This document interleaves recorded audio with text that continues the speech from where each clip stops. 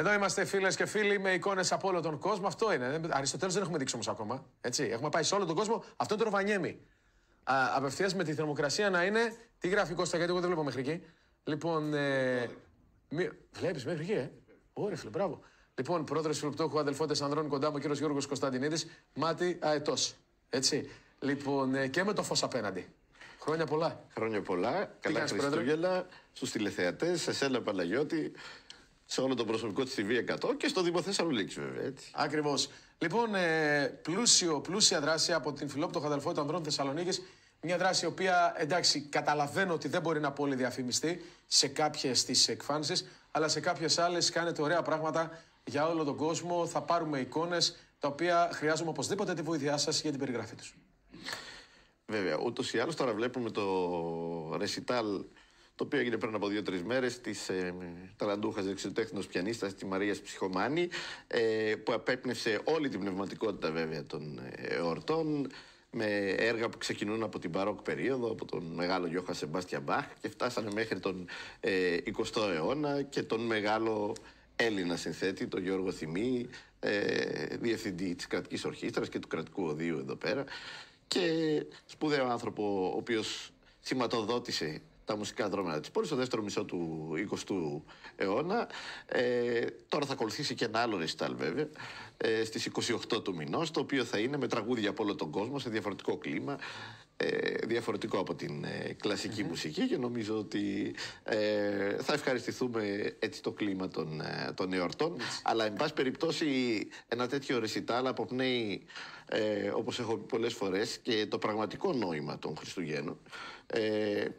Σήμερα γνωρίζουμε βέβαια ότι αυτή την περίοδο στολίζονται δέντρα, φωταγωγούνται πλατείες, προσφέρονται δέσματα, ανταλλάσσονται δώρα, αλλά το πραγματικό νόημα των Χριστουγέννων είναι ουσιαστικά βαθιά μέσα στη ψυχή μας. Είναι στις σκέψεις μας, στους λογισμούς μας, στα συναισθήματά μας, στις επιθυμίες μας, και πυρήνας βέβαια είναι η σχέση φυσικά του ανθρώπου με τον Θεό, και οπωσδήποτε βέβαια και η ιδιωτελής αγάπη προς τον άνθρωπο. Ούτως ή άλλως η σχέση με τον Θεό περνάει μέσα από τον άλλον άνθρωπο. Εξάλλου και ο Ευαγγελιστής Ιωάννης, για να θυμηθούμε έτσι και τις ημέρες, διακήρυξε ότι ο Θεός είναι βεβαίως αγάπη.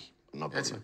Βέβαια, εγώ θέλω να πω και κάτι άλλο, ότι επειδή είναι μια διαφορετική μουσική, τώρα ξέρω ότι διαφωνείτε με αυτό που λέω, αλλά πάση περιπτώσει εγώ θα το πω. Έχουμε συνηθίσει σε άλλου είδους ακούσματα ή με άλλο τρόπο να ψυχαγωγείται ή να διασκεδάζει ο Έλληνας.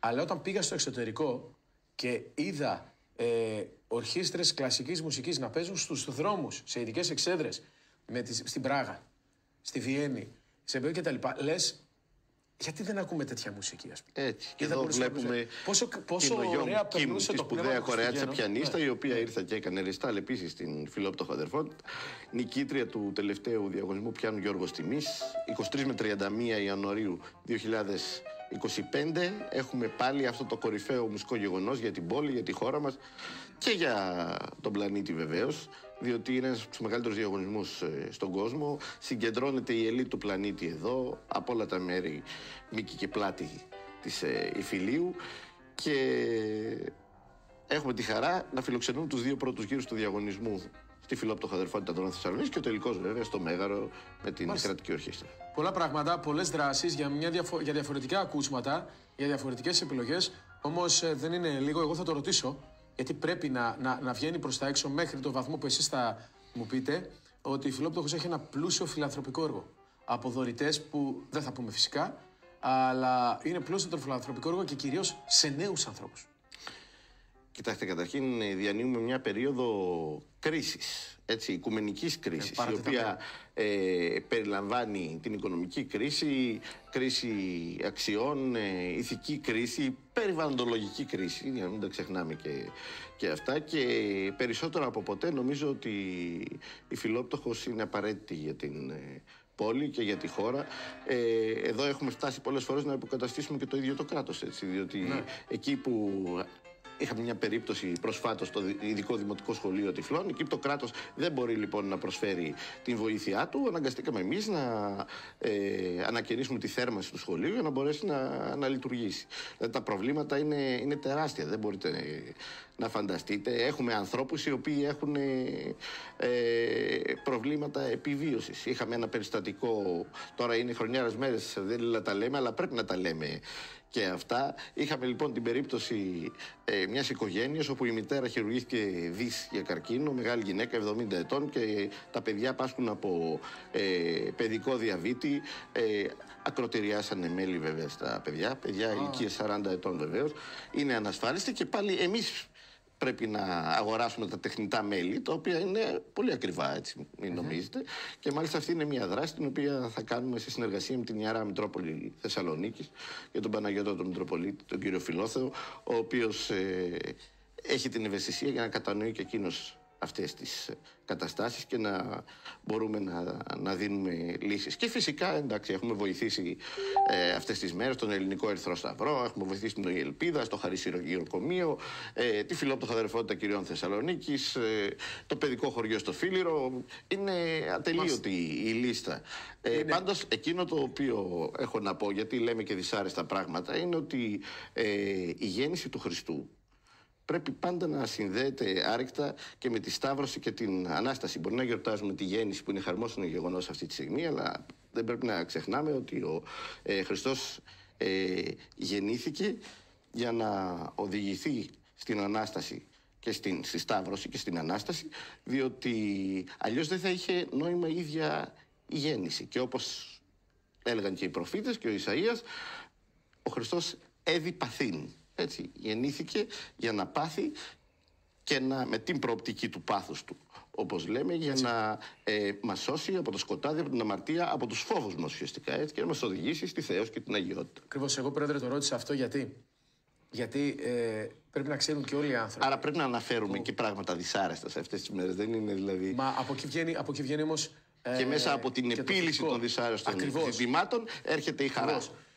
Γιατί θέλω να το πω ότι όποιος θέλει να δώσει τη βοήθειά του και ξέρουν αυτοί ποιοι είναι, η Φιλόπτωχος είναι ένας φορέας ο οποίος είναι μεγαλύτερος σε ηλικία, ας το πω τώρα έτσι, από την απελευθέρωση της πόλης. Είναι 1,5 αιώνας. Πολλά χρόνια μεγαλύτερος. Ακριβώς. 1,5 αιώνας ζωής και πλέον έχει η Φιλόπτωχος και η προσφορά της Θεσσαλονίκη. Άρα σημαίνει ότι την όποια προσφορά δίνει ο καθένας στη Φιλόπτωχο για να φύγουν για καλό σκοπό, φεύγει και το τελευταίο σεντ για καλό σκοπό. Αυτό θέλω να πω. Ότι η εμπιστοσύνη κάποιου φορέα δεν είναι γιατί λειτουργεί 5-10 χρόνια, γιατί βγαίνει ο πρόεδρος, ο κάθε πρόεδρος στην τηλεόραση. Είναι γιατί λειτουργεί 153 χρόνια λειτουργίας εδώ στη Θεσσαλονίκη. Αυτό είναι πάρα πολύ σημαντικό και αυτό το μήνυμα θέλω να στείλω. Και μάλιστα χωρίς καμία κρατική υποστήριξη ποτέ. Γιατί υπάρχει κόσμος που θέλει. Πολλές φορές αναρωτιέμαι μήπως αυτό είναι και που τον κρατάει η γη τον φορέα, να σας πω την αλήθεια. Ενδεχομένως, αλλά από την άλλη είναι αυτό που λέμε πολλές φορές, ότι επειδή υπάρχει κόσμος που έχει αλληλεγγύη, που θέλει να προσφέρει, που έχει να προσφέρει, να ένας τρόπος για να μπορέσει να έχει αντίκτυπο η προσφορά του. Είναι πολύ σημαντικό με όλα αυτά τα οποία συμβαίνουν τα τελευταία χρόνια και την κρίση αξιοπιστίας που έχουμε γενικότερα στα πράγματα, έτσι. Λοιπόν, τι ετοιμάζετε για το 2025, και να κλείσουμε με αυτό, Πρόεδρε? Όπως είπαμε, το 2025 το πρώτο μεγάλο γεγονός το οποίο έχουμε μπροστά μας είναι ο Διεθνής Διαγωνισμός Πιάνου Γιώργος Τιμής. Αυτό πραγματικά αποτελεί μια εμβληματική οργάνωση και για την πόλη και για την χώρα. Θα έχουμε τη χαρά να φιλοξενήσουμε 75 πιανίστες από όλα τα μήκη και πλάτη της γης, και όπως λέω πάντα, η δημιουργία και η ερμηνεία της μουσικής είναι μια ανιδιοτελής προσφορά προς τον άνθρωπο. Είναι μια πράξη αγάπης προς τον άνθρωπο, μια και είμαστε στις ημέρες μας, και ο καλλιτέχνης οφείλει, ένας μεγάλος καλλιτέχνης δεν μπορεί παρά να αγαπά τον άνθρωπο. Πρόεδρε, θέλω να ευχηθώ καλές γιορτές και καλή δύναμη στο έργο σας και συγχαρητήρια. Ευχαριστώ πολύ και πάλι καλά Χριστούγεννα.